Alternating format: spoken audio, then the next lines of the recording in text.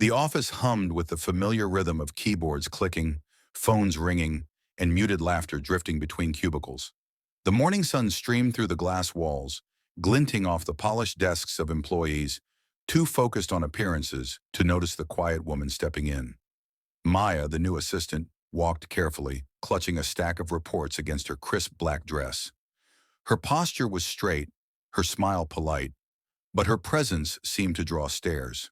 She was efficient, calm, and carried herself with quiet dignity, something that rubbed a few people the wrong way. When she accidentally brushed against Chloe's desk, a few drops of coffee from her cup splashed onto a folder. Chloe's eyes narrowed, her lips curving into a mocking smirk. "Really, Maya? You can't even walk straight?" she said loudly enough for everyone to hear. A few coworkers laughed softly, watching for what would happen next. Maya quickly apologized, grabbing tissues and dabbing at the paper. "I'm so sorry, I'll clean it right away," she murmured. But Chloe wasn't done. She stood towering over Maya, pretending to laugh. "No, no, it's fine. Here, let me help you feel at home." Before Maya could react, Chloe reached for a red can of Coca-Cola from her desk, cracked it open with a hiss, and poured it over Maya's head. The liquid cascaded down her hair and dress, splattering onto the floor. The entire office froze. For a long second, only the fizzing sound of the soda filled the air. Maya stood motionless, her eyes wide, her lips trembling as the cold drink soaked through her clothes. Behind her, someone gasped. Another covered their mouth, unsure whether to laugh or intervene. Then a few nervous chuckles broke out. The cruel kind, the kind that sting more than the act itself. Chloe tilted her head with a smirk. "Oops," she said mockingly. "Guess I missed the trash can."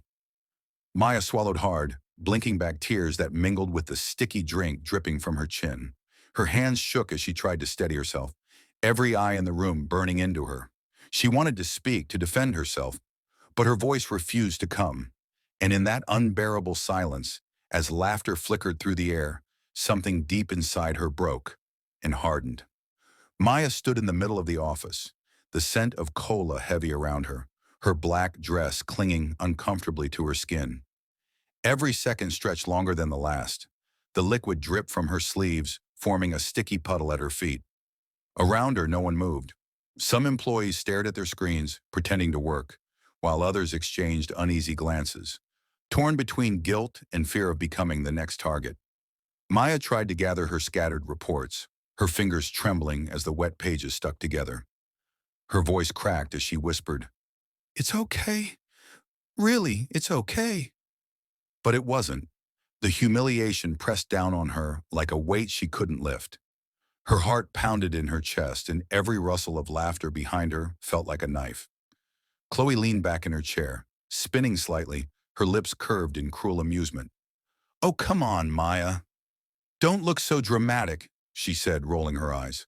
"It's just a joke. You should learn to lighten up if you want to fit in here." Her tone was sharp, mocking, and it cut through the quiet room like broken glass. A few coworkers forced out awkward chuckles, desperate to stay on Chloe's good side. One of them muttered, "Yeah, it was just for fun." Another looked down at her keyboard, ashamed, her hands frozen above the keys. The office manager appeared from the corner, drawn by the commotion. He paused when he saw Maya, soaked, shaking, and struggling to gather her things.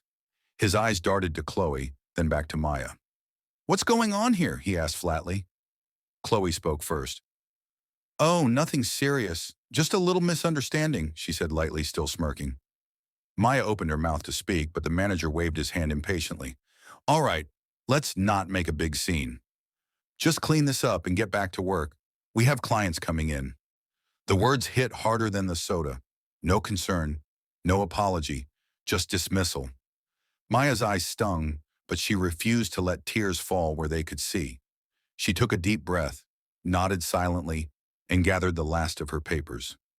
As she turned toward the door, her wet shoes squeaked against the polished floor, each step echoing in the heavy silence. Behind her, Chloe whispered to a coworker, loud enough for Maya to hear, "Guess she's not cut out for corporate life." Laughter followed, soft, poisonous, unforgettable. Maya didn't look back. She just walked out, sticky and broken, but holding on to something none of them could see. The quiet fire of someone who would never let this moment define her. The office had settled into an uneasy quiet after Maya's departure. No one spoke about what happened, at least not openly. Chloe sat at her desk, still smug, scrolling through her phone as if nothing had happened. A few coworkers whispered near the window, throwing nervous glances her way. The air felt heavy with guilt and tension, but the laughter from earlier lingered like a stain no one could scrub away. Then the sound of the glass doors swinging open broke the silence. Everyone looked up. The man who stepped inside didn't belong there. Not because of how he looked, but because of the aura he carried. His tailored charcoal suit fit him perfectly, his stride was confident, and his expression unreadable. His presence commanded attention instantly. The receptionist, startled, jumped from her seat. Sir, can I help you?" she asked, but the man didn't answer. His sharp blue eyes scanned the office before resting on Chloe. "Who's in charge here?" he asked, his tone calm but laced with authority. The manager appeared from his corner office, straightening his tie nervously. "I am," he said. "And you are?" Before the man could reply, the door opened again. Maya stepped back in. But this time, she wasn't the timid assistant they had humiliated. She was composed, radiant even, in a fresh, elegant outfit. Her hair was neatly tied back, her chin lifted. Every eye in the room turned toward her in disbelief. "Maya," Chloe muttered, half in confusion, half in irritation. "What are you doing back here?" Maya didn't answer.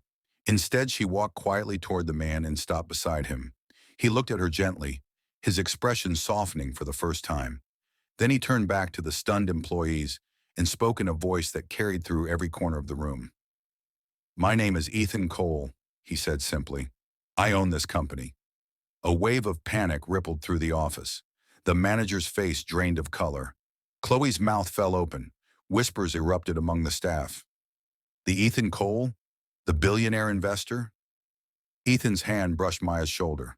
"I came here today because my wife called me," he continued, his tone steady but deadly calm. "She told me she was humiliated in this office, poured soda on, laughed at, by people under my payroll." A silence heavier than any before fell. No one dared breathe. Chloe's smirk vanished, her eyes darting around the room for support that wasn't there. "What, wife?" she stammered, voice cracking. "Wait, she's your—" Ethan's gaze snapped to her. "Yes," he said coldly. "My wife." The realization hit everyone like a thunderclap. The same woman they had mocked moments ago was now standing beside one of the most powerful men in the city. And from the way Ethan's jaw tightened, it was clear someone was about to face consequences they would never forget.